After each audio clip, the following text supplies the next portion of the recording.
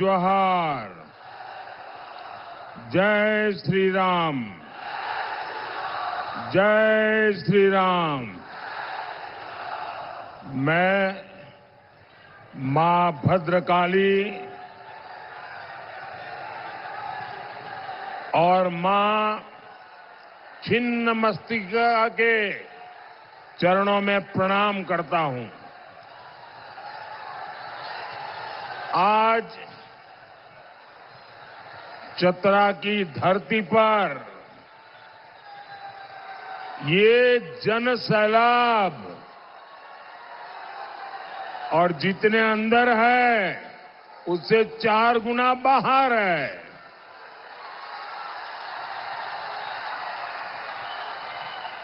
आपका ये उत्साह, आपका ये स्नेह 4 जून को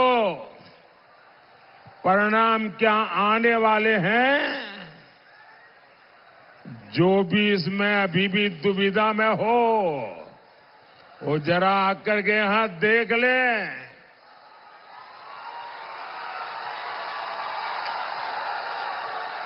4 जून के नतीजे क्या होंगे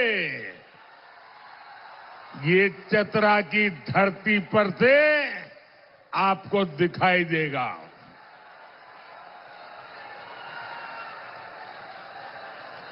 साथियों, 3 चरणों के चुनाव के बाद ही कांग्रेस और उसके साथियों ने एक तरह से अपनी हार स्वीकार कर ली है। इंडी गठबंधन के एक बड़े नेता ने कहा है कि सभी ये जो फोटो वोटो लेके आए हैं ना, नीचे रखो, पीछे लोग परेशान हो रहे हैं।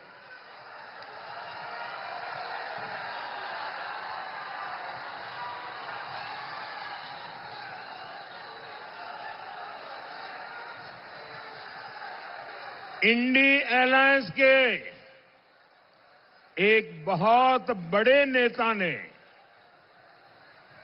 एक बहुत महत्वपूर्ण बयान दिया है और इसको 3 दिन हो गए और जो लोग राजनीतिक परिस्थितियों के जानकार हैं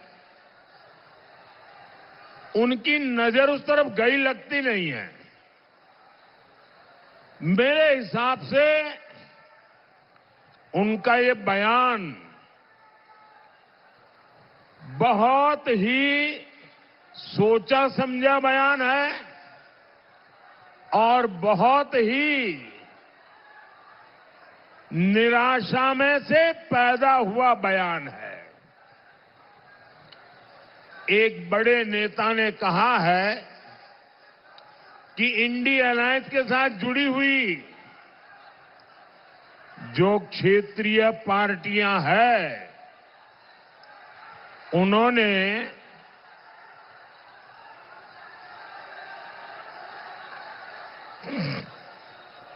ये 5-10 लोग हैं, उनको दिखता नहीं है तो सबको परेशान करेंगे क्या?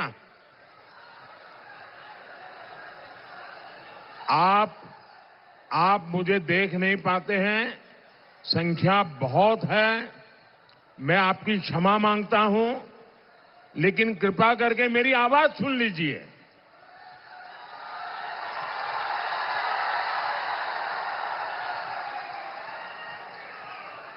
और मेरे चेहरे को क्यों, मैं तो दिल की बात करने आया हूं आपसे। साथियों,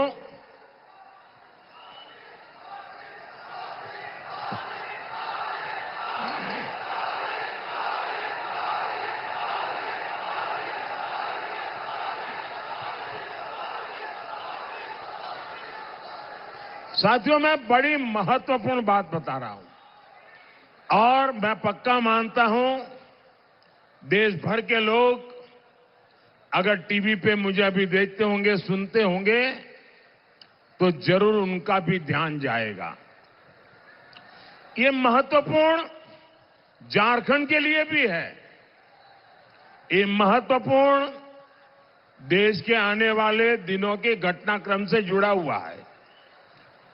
कांग्रेस जो इंडी अलायंस चल रहा है, उस इंडी अलायंस के एक बहुत बड़े नेता ने, उन्होंने कहा है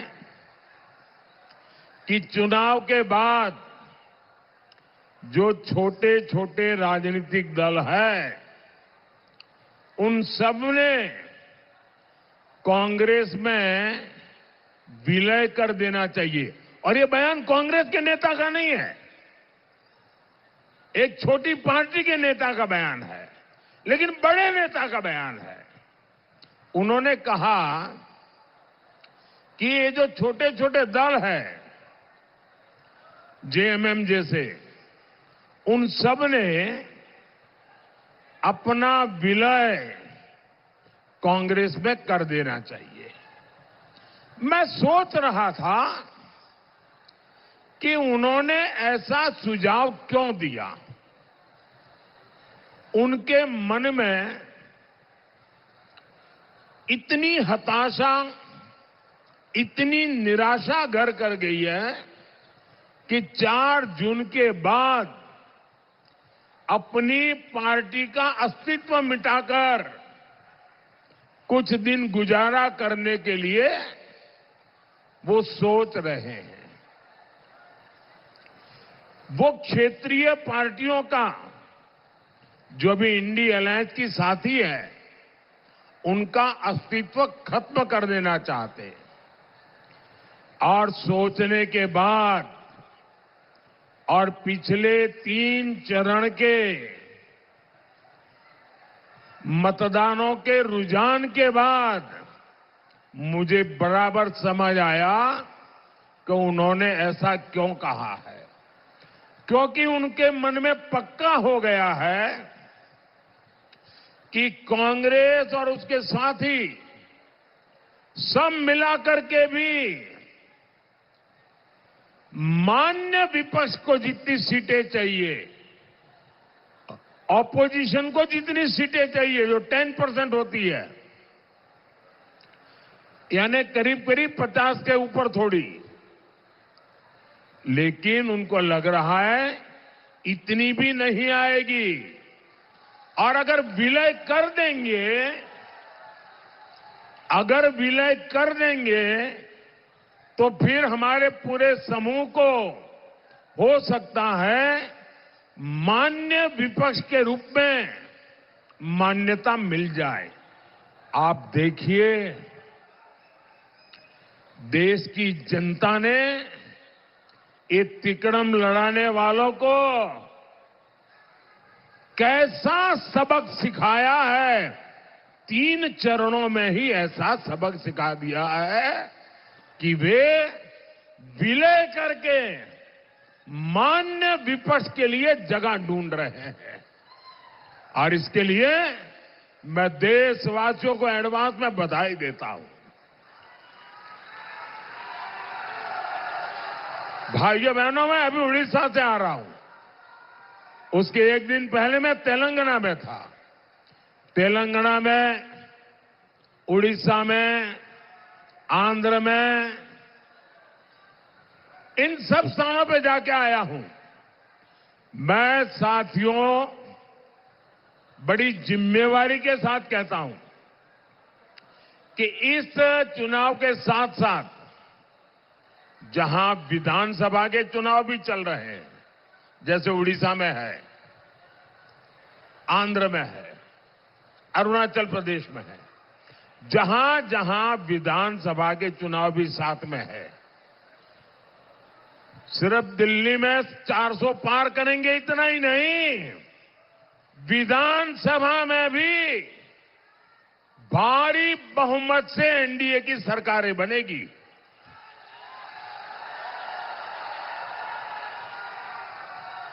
और ये शहजादे को, उनकी पार्टी को उनकी उम्र से भी कम सीटें मिलने वाली हैं।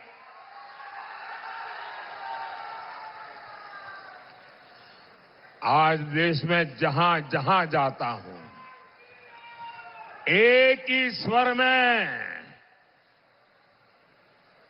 एक ही विश्वास के साथ देश का कोने कोने से आवाज आ रही है। फिर एक बार, फिर एक बार, फिर एक बार। साथियों, 2024 का लोकसभा चुनाव ये सिर्फ सरकार बनाने का चुनाव नहीं है। ये चुनाव देश बनाने का चुनाव है। ये चुनाव चोर लुटेरों से देश को बचाने का चुनाव है। ये चुनाव आपके बच्चों का भविष्य सुनिश्चित करने के लिए चुनाव है।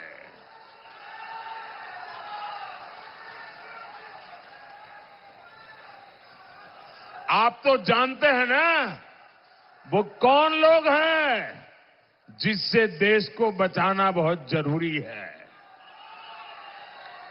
जेएमएम, कांग्रेस और इंडी गठबंधन के जो कारनामे हैं, उनकी जो सोच है, उनकी जो दिशा है, देश को बचाना समय की सबसे बड़ी मांग है।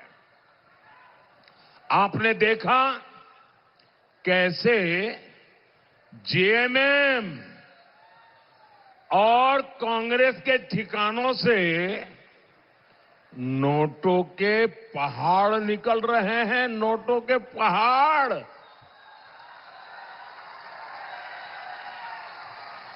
यहां मंत्री का पीए का भी नौकर,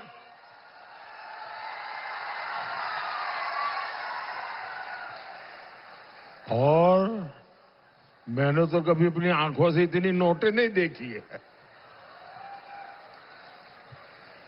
यहां नोटों के पहाड़ उगाने का काम झामुमो, जेएमएम और कांग्रेस ने किया है।